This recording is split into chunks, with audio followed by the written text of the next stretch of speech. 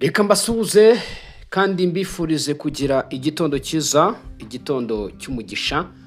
Mwese mukomeje kubana natwe mu nkuru ndetse n'ibiganiro byacu bya buri munsi. Ni iby'agaciro gakomeye cyane gukomeza kubana namwe, ndetse bikaba n'iby'agaciro gakomeye cyane gukomeza kugendana namwe. Turi mu gitondo rero ku itariki nta zindi, ni tariki 6 z'ukwezi kwa gatandatu. Iyi ni Shema Dossier Anartique, turi ku wa gatandatu w'icyumweru umwaka wa 2026. Byose ni gatandatu rero. Mbahaye ikaze irambuye cyane mu kiganiro n'amakuru menshi cyane, aho ngiye kugaruka ku ngingo arizo izi zikurikira. Rubaya, agace bita Nkokwe rero byahinduye isura, turabirebera hamwe muri iki kiganiro. Turaza kunyaruka tubabwire ko u Rwanda rwasubije amagambo ya Marco Rubio washimangiraga ko ingabo z'u Rwanda bigomba kugera mu kwezi kwa karindwi zavuye ku butaka bw'igihugu cya Kongo. Turabigarukaho tuvuge icyo u Rwanda rusubije muri iki gitondo. Turaje tubabwira amakuru ndetse niba rwayasohotse nijoro cyane. Turaza kugaruka rero ku mpinduka zabaye mu gisirikare cya leta ya Kongo FARDC. Ese izo mpinduka ni izihe? Uraza kumenya muri iki kiganiro. Icyo usabwa nta kindi rero ni ukunkandira kuri subscribe cyangwa se sabone, ubundi dukomeze kubana mu biganiro byacu. Iyi ni Shema Dossier Anartique, niho ugomba kujya ukurikirana amakuru, niho ugomba kujya umenya byinshi cyane. Nizere ko rero umeze neza, nizere ko umeze neza wowe udukurikiye kandi ukomeje kubana natwe. Reka mbabwire ko muri kiganiro turi kumwe na muganga Dr Pembe ukorera ku Ijwi Burasirazuba bwa Repubulika ya Demokarasi ya Kongo, avura indwara z'amarozi izananiranye. Wamwandikira ukeneye ibindi bisobanuro cyangwa se ukamamagara kuri izo nimero ziri kuri screen zawe akagufasha. Atanga free delivery ku isi hose. Akarusho ubu ngubu urishyura serivisi yamaze kuguhereza. Bantu mudukurikiye, ugomba kwishyura serivisi wamazije guhabwa. Twose cyane rero tudatinze, reka mbabwire ko ubu twamazije rero kugenda twinjira imbere ku mirongo y'urugamba, turebera rimwe amakuru ndetse na byinshi cyane bikomeza kugenda biyavugwa mu mutero. Byifashe bite, bimeze bite? Ubu twongeye kwinjira rero muri axe zone centrale z'urugamba, tubabwira uko ibintu biri. Agace bita Nkokwe, imirwano ikomeye cyane hagati ya M23 Wazalendo na FARDC.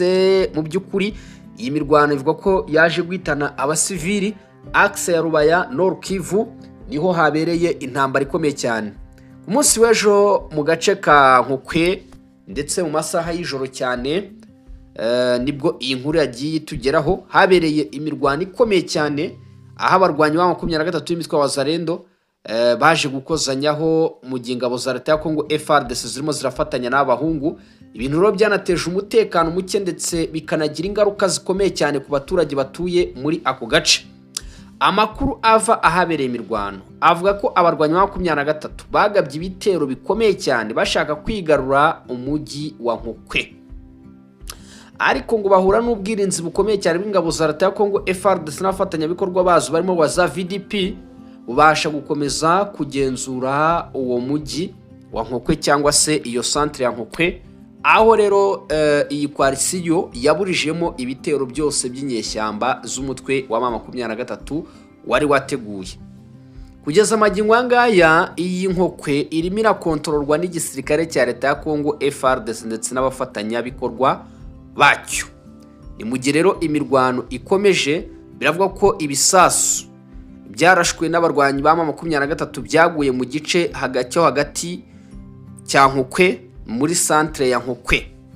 Uvuga ngo 23 yakoze icyo bita avegerement, irasa ibisasu mu ntera ndende, ariko biza gutungurana rero ibyo bisasu biguye muri centre ya Nkokwe.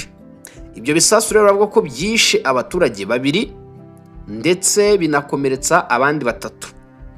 Mu bahasize ubuzima harimo umugore wari uvuye ngo mu bikorwa byo kurema isoko, ariko uyu mugore akaba yari yavuye mu gace bita Remeka, wari uri ngo mu rugendo asubiriwe mbere yuko ngo ahitanwa n'icyo gisasu. Ibyo byose rero bikavugwa ko birimo birabera muri axe ya Rubaya. Nujya kureba kilometero ni nkeya cyane kugira ngo uve Nkokwe ugera muri centre ya Rubaya, uraza gusanga aka gace kari hasi y'umusozi bita Bisunzu. karimo gukontororwa n'umutwe wa za VDP n'ingabo z'u Burundi, plutôt ingabo za Congo, kuko Nord Kivu ngewe impamvu ntajya mavuga ingabo z'u Burundi, mbona hari abavuga bati FDNB FARDC bari muri Nord Kivu, ariko ngewe impamvu ntajya mbigarukaho nuko abarundi bo ubwabo bihakaniye ko batamu ntara ya Kivu y'Amajyaruguru akora mu ntara ya Kivu y'Amajyepfo, ari naho bafite amasezerano n'igisirikare cya leta ya Congo FARDC. Akenshi niyo mpamvu uzasanga Shema ntajya ngaruka ku barundi mu ntara ya Kivu y'Amajyaruguru, nagera mu ntara ya Kivu y'Amajyepfo nkabwira ko abarundi bahari. Niyo mpamvu rero rwose niyo mistake nari nkoze mise nyikosora byihuse cyane. So ubwo rero ngo uyu mutwe nyeshyamba za 23 wagabye ibitero muri agace ka Nkokwe kari muri kilometero nke cyane ugira Rubaya. Noneho ndagira ngo mbibutse neza ko icyo abantu batazi nuko kugeza amagingo angaya iyi FARDC n'afatanya bikorwa bayo barimo iyi wa VDP mu ntara ya Kivu y'Amajyaruguru by'umwihariko muri axe ya Rubaya bari mu bice biri close cyane na Rubaya centre. Aba baturage bo muri ako gace bavuga ko batewe ubwoba n'ubukana bw'imirwano ndetse n'urusaku rw'intwaro ziremereye rukomeje kumvikana ndetse mu bice bigiye bitandukanye by'umwihariko bikikije iyi Rubaya. Ariko narababwiye ngo iyi Rubaya izabyara icyo ihatse. Uyu mutwe rero watangiye bya bintu byo usheringa rero muri Nkokwe muri rero kugira ngo wirukane ingabo za leta n'afatanya bikorwa bazo, ariko baproteja ibyo bitero, ahubwo biza guhitana ibyo bisasu bateraga biza guhitana abaturage nkuko byagiye bigaragara bivugwa muri aya makuru. Ku ruhande rw'abarwanyira amakuru aturuka mu baturage ndetse n'andi masoko ari hafi aho avuga ko iyo mirwano yabaye, ndetse amakuru akanavuga ko umubare munini w'abarwanyi ngo ba 23 baguye muri ibyo bitero, kuko bamwe barasheringaga abandi bashaka kwa advance ngo birukane izi ngabo za Kongo muri ibyo bice, ariko nta mibare iramenyekana yabaguye muri ibyo bitero. Gusa ngo abagiye bose ntibyigeze bigenda uko babyifuzaga, ko basanze uruhande rw'ingabo za guverinoma ya Kongo rwabiteguye n'ubufatanye bwarwo, maze kandi bakora ibishoboka byose. Iyi ni axe ya Rubaya, ibintu bikomeje guhindura isura muri iyi axe ya Rubaya. Abantu mudukurikiye mu byumve neza, nge mbagira ngo abantu mwumve neza amakuru ndetse n'ibikomeza kugenda biyavugwamo. Turi mu masaha y'igitondo, mu rukerera cyangwa se umuseke utambitse nibwo aya makuru yumvishe, ariko ni amakuru yaraye atugezeho aturutse hano muri Rubaya ahantu bita Nkokwe. Kugeza ubu rero umwuka ukomeje kuba mubi cyane muri Nkokwe ndetse n'inkengero z'aka gace n'inkengero zose za Rubaya, mu gihe abaturage bakomeje gusaba ko haboneka uburyo bwo kubarinda no guhagarika ibikorwa by'imirwano bikomeje gushyira ubuzima bwabo mu kaga gakomeye cyane. Aha rero ni burasirazuba bw'igihugu cya Repubulika ya Demokarasi ya Kongo, abaturage bakaba basaba ko hari icyakorwa. Iyi ni axe ya Rubaya rero ikomeza kugenda ivugwa igarukwaho. Murabizi ko Shema dossier anarchique ndetse na anarchiste, gahunda yacu rero ari amakuru ku gihe kandi yo kubagezaho buri kimwe cyose kigezweho. Murumva rero umuntu wamaye inkuru aba yayitotoye, buri umuntu ajya kumenya ati umuntu waguye muri ibi bitero yari yavuye ahangaha yiziye mu isoko, yishwa ataha, abandi babiri baje, uwo muntu aba araho ibyo bintu byabereye. So aho rero ni muri axe ya Rubaya, abantu mu byumve neza nabo babwira bati axe ya Rubaya iratekanye. Iyi axe ntitekanye, rega ntabwo yatekana niba axe ya Rubaya itumye ubumwe bw'Uburayi by'umwihariko bibaye kubera Ubufaransa ibyo biyemeje bigahagarara, bikemerezwa imontera mu gihugu cy'Ubusuwisi bigahagarara. Ni ibintu bikomeye cyane. Amakuru rero turaza gukomeza kuyakurikirana, ariko umutekano muri ibi bice bya Rubaya ukomeje kuba kasamutwe. Ande zihanganye zikomeje ibikorwa bya gisirikare muri aka gace ka Rubaya, ibintu bitoroshye kandi ibintu ubona ko bikomeje gucika bikayoba hano mu burasirazuba bw'igihugu cya Repubulika ya Demokarasi ya Kongo. Rubaya rero ikomeje kuba Rubaya, aho kugeza amagingo yangana ababwira ngo ibintu birimo birayiberamo ni agahomamunwa, aho rero ubona ko ibintu bitoroshye kandi ubona ko ibintu bikomeje gucika bikayoba. Weho ndagira ngo niba ugeze aha utarakanda kuri like wigaye cyane ubikore kugira ngo ibiganiro byacu bikomeze kugenda bigera kure cyane. Aho rero ni Rubaya, mvuze ngo mbanze mbageze iyo situation. Ako ni agace ka Nkokwe rwose ni kilometero nkeya cyane.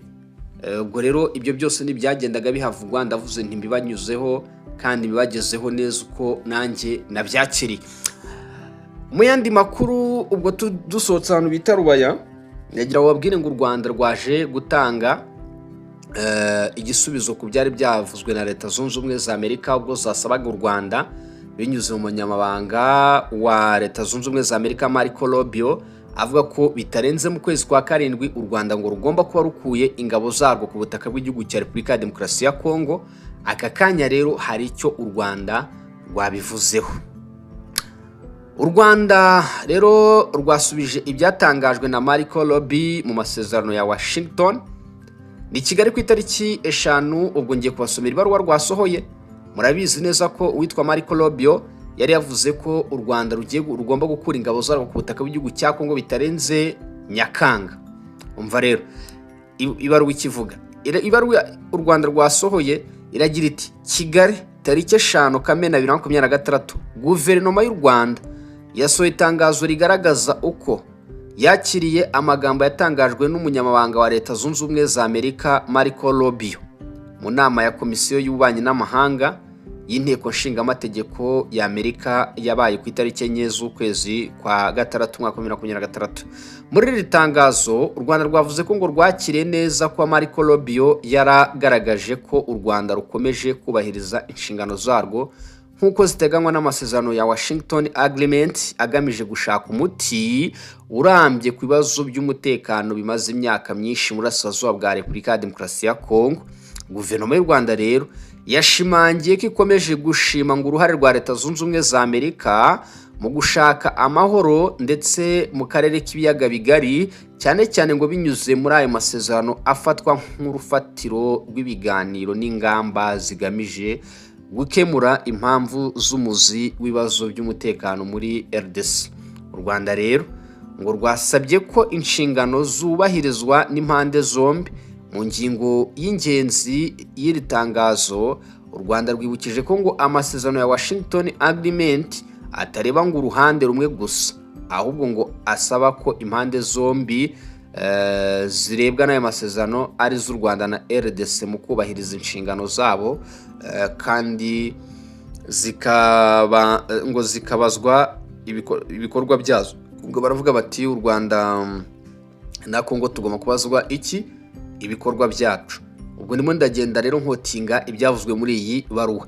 U Rwanda rero ngo rwavuze ko aya masezerano adakwiye gushyirwa mu bikorwa mu buryo bwo kurobanura cyangwa ngo uruhande rumwe rusabwe kubahiriza ibyo rwemeye mu gihe ngo urundi ruhande rutabikora. Nk'uko iri tangazo ribivuga, gushaka ngo amahoro arambye bisaba ubutabera, uburinganire ku mpande zose ngo zirebwa n'ayo masezerano. Kigali yongeye gushinja Kinshasa gukomeza gufasha FDLR mu by'ukuri, aho guverinoma y'u Rwanda yongeye gushinja RDC gukomeza gutera inkunga umutwe wa FDLR, mu gihe uyu mutwe kandi Kigali ifata nk'uwakoze jenoside yakorewe abatutsi mu mwaka w'1994 kandi ukaba umaze imyaka isaga 30 ukora ku butaka bwa Kongo. U Rwanda rero bavuga ko ngo gukomeza gufasha uwo mutwe kwa Kongo ari ukurenga ku masezerano mpuzamahanga, ndetse ngo bikaba bikomeje guteza ibibazo bikomeye cyane by'umutekano w'iki gihugu cy'u Rwanda. Nanone rukanagaragaza rero impungenge ngo kwikoreshwa ry'indege zitagira abapiloti zizwi nka drones bice bituwe ngo n'abaturage, rukanavuga ko ibyo bishobora gushyira ngo ubuzima bw'abasivili mu kaga. U Rwanda rero rwemeje ko ngo ruzakomeza kubahiriza amasezerano. Ati nubwo rero hakomeje kuba aho kutumvikana hagati ya Kigali na Kinshasa ku bibazo by'umutekano byo mu Burasirazuba bwa Kongo, u Rwanda ruragira ruti cyangwa se rwatangaje ko ngo ruzakomeza kubahiriza ibyo rwiyemeje mu masezerano ya Washington Agreements. Iri tangazo rero risoza rivuga ko Kigali ngo izakomeza gukorana bya hafi na Leta Zunze Ubumwe za Amerika, ibihugu byo mu karere ndetse ngo n'abandi bafatanyabikorwa mpuzamahanga mu rwego rwo guteza imbere amahoro, umutekano ngo n'iterambere birambye mu karere k'ibiyaga bigari. Mu gihe aya magambo rero aje mu gihe ibiganiro bya diplomasi bikomeje hagati y'impande zitandukanye hagamijwe gushaka rero umuti urambye ku bibazo by'umutekano bimaze igihe mu burasirazuba bw'igihugu cya Kongo. Iryo ni ryo tangazo u Rwanda rwashyize ahagaragara. Abadukurikiye murabyumva, iryo ni ryo tangazo u Rwanda rwashyize ahagaragara inyuma y'uko rero umunyamabanga wa Leta Zunze Ubumwe z'Abanyamerika Marco Rubio ku itariki enye nibwo inkuru yagiye ahagaragara, ndetse mu magambo yavuze ko u Rwanda rugomba gukura ingabo ku butaka bw'igihugu cya Kongo. Ngicyo igisubizo u Rwanda rero rwatanze mu iyo baruwa kugeza amagingo yangaya. Murabizi ko twebwe hano tuba turagera turambura page z'amakuru na byinshi cyane bikomeza kugenda bivugwa, nayo nabigarutseho muri live duheruka gukorana. Munanyihanganiye cyane kubera ko numvaga tugiye kujya tuba turi kumwe live masaha ya nijoro ntibyabashe gukunda kubera impamvu runaka za tekinike.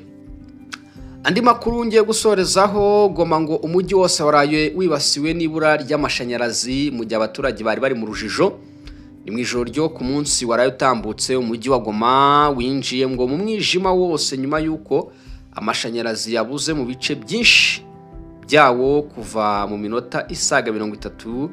Ibintu rero ngo byanateje impungenge n'urujijo mu baturage, nk'uko amakuru rero atangwa n'abaturage bo muri ibyo bice bitandukanye bya Goma abivuga. Ngo ibura ry'amashanyarazi ryibasiye umujyi ndetse hafi ya wose, kuva mu burasirazuba kugera mu burengerazuba ndetse no kuva mu majyaruguru yawo kugera mu majyepfo yawo, aho abaturage bavuga ko ngo yaba serivisi zitangwa na SNER ndetse n'izitangwa na Socoder zose ngo zahagaritswe icyarimwe. Ibintu rero byatumye benshi bibaza ku cyateye icyo kibazo. Bivuga ko byamaze igihe kinini